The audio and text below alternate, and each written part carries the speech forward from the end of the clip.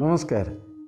वीर कलिंग आधारित आमर यही कार्यक्रम भारतीय दर्शन और संस्कृति आपण मानक स्वागत करुचु।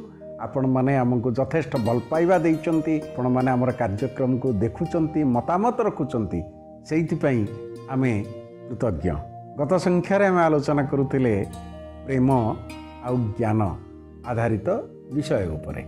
गोटे गपटी आरंभ करी मार्कंडेय ऋषिंकर आश्रम पाखरे से देशर राजा, से साम्राज्यर राजा बुलुचंती। तांको पाखरे राज आभूषण नहीं, मुकुट नहीं, रजा परी बुलु नाहंती, जने साधारण लोक परी बुलुचंती। से राज्यर जने प्रजा अचानक मार्कंडेय ऋषिंकर आश्रम पाखरे बुलु बुलु रजांक सहित देखा ही जाइछि एवं से रजांक चिन्हि पारिछि, प्रणिपात करिछि एवं पचारिछि, हे राजन, आपण राज दरबार छाड़ी, राजमहल छाड़ी, राज्य शासन छाड़ी यही जगह कहीं बुलुचंती। राजा पचारिचंती, तुम्हें तो जड़े बड़ व्यवसायी, तुम्हें तुमर व्यवसाय छाड़ी ये जंगल भितरे मार्कंडेय ऋषिंकर आश्रम पाखरे कौन करुच?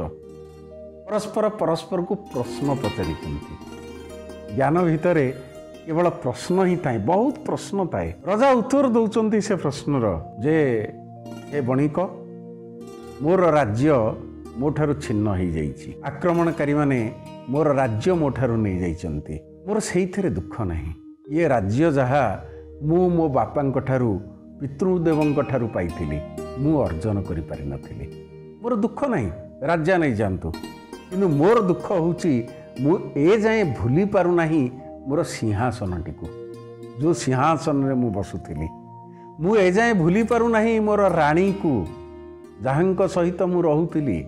मु ए जाए भूली पारु नाही मोर पुओ को, जहाकू मु भारी श्रद्धा करुथिली। एमिति अनेक कथा राजा कहिचंती जो को से भूली पारि नाहंती, किंतु राज्य चली जिवार दुख तांको नाही। से राणी को भूली पारु नाहंती, पुओं को भूली पारु नाहंती, निजर पारिषद वर्ग को भूली पारु नाहंती एवं कहउचंती मोर राज्य पछके पळै जाऊ, मते मोर धन संपत्ति आउ मोर राणी पुओ मोर परिजन से माने ही मते दरकार, भूली पारुनी। बणिकटी को पचारिचंती, तमे कौन करुच कुह?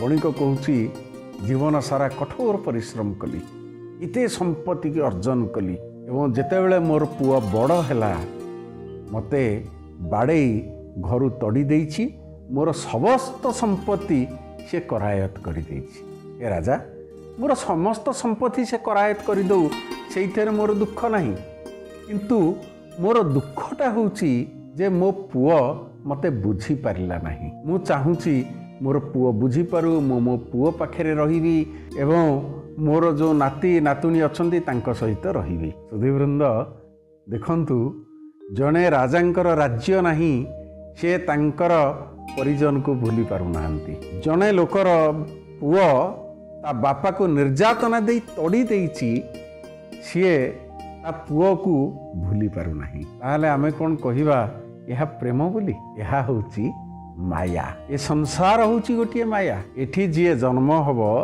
तार मृत्यु निश्चित एवं कुहा जाइछि जे आमे एठी केवल अभिनय ही करूचे, आउ किछि करू नाही।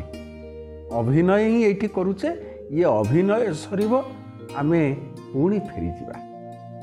एवं ये अभिनय भितरे ज्ञानर कथाटी आसुची, जहाँ आमको आगकू नहीं करी जाउची। तेणु एठी भल पाइबा केबे हेले प्रेम नुह, माया। एवं प्रेम से मायारू मुक्त होता है। गत संख्यारे मु आपण मानकु कहितिली जे ईर्षा जो भावटी ता ज्ञान हो पारिबो नाही कि प्रेम मध्य हो पारिबो नाही।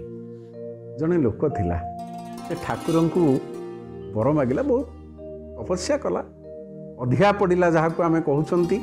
ठाकुर पाखे गरीब लोक थिला, से ठाकुर को कहला, प्रभु मते कौन जन्म देइछ, एमिति गरीब भाव मोर मृत्यु घटव, एमिति असहाय जंत्रणा भाव मु चली जीवी।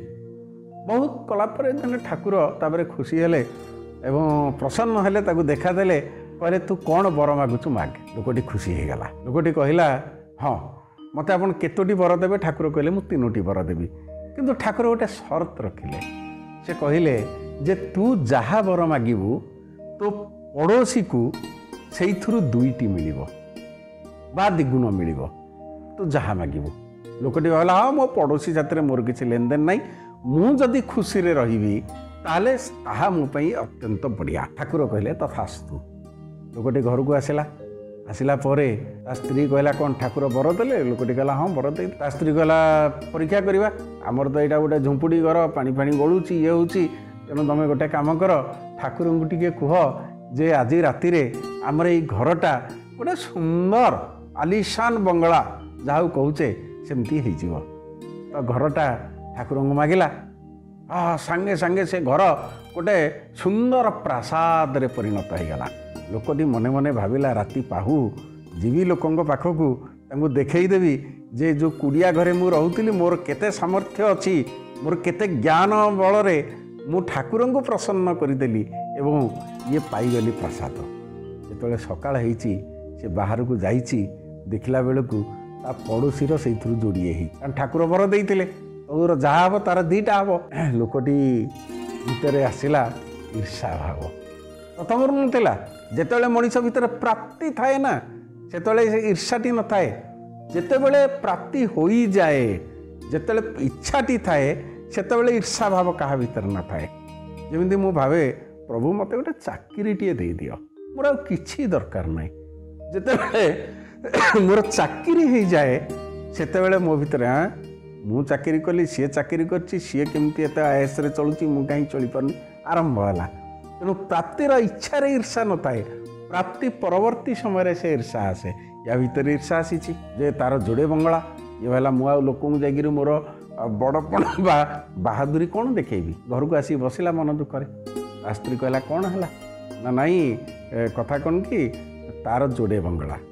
ସ୍ତ୍ରୀ କହିଲା ହଉ ଆମର ସେଥିରେ କ'ଣ ଅଛି, ଆଉ ତୁମେ କାଲି ସକାଳୁ ନା ଆମର ଏଡ଼େ ବଡ଼ ବଙ୍ଗଳା, ମୋର ତ ଇଏ ଦଦରା ଖଣ୍ଡିଆ ସାଇକେଲଟା, ଏ ସାଇକେଲଟାରେ ମୁଁ କ'ଣ ଯିବି?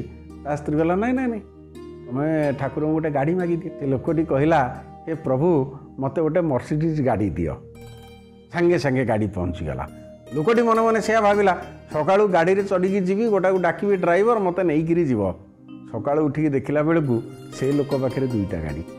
ତ ୟା ଭିତରେ ପୁଣି ଈର୍ଷା ଭାବ ଜାଗ୍ରତ ହେଇଛି। ତାପରେ ଭାବିଲା ଯେ ମୁଁ କ'ଣ ଭୁଲ କରିଦେଲି। ଠାକୁର ଦେଖନ୍ତୁ ନିଜକୁ ନେଇ ନିଜେ ଆମେ ସନ୍ତୁଷ୍ଟ ନୁହଁ, ତ ଆମ ଭିତରେ ପ୍ରେମ ଆସିବ କେଉଁଠୁ? ନିଜ ପାଇଁ ନିଜେ ସନ୍ତୁଷ୍ଟ ନୁହଁ, ଆମେ ସଦାବେଳେ ଅନ୍ୟର କାର୍ଯ୍ୟ ଦେଖି ନିଜକୁ ଦୁଃଖୀ କରୁ। ନିଜର ଭଲ କାମକୁ ନେଇ ନିଜେ ସୁଖୀ ହେଇପାରୁନାହୁଁ।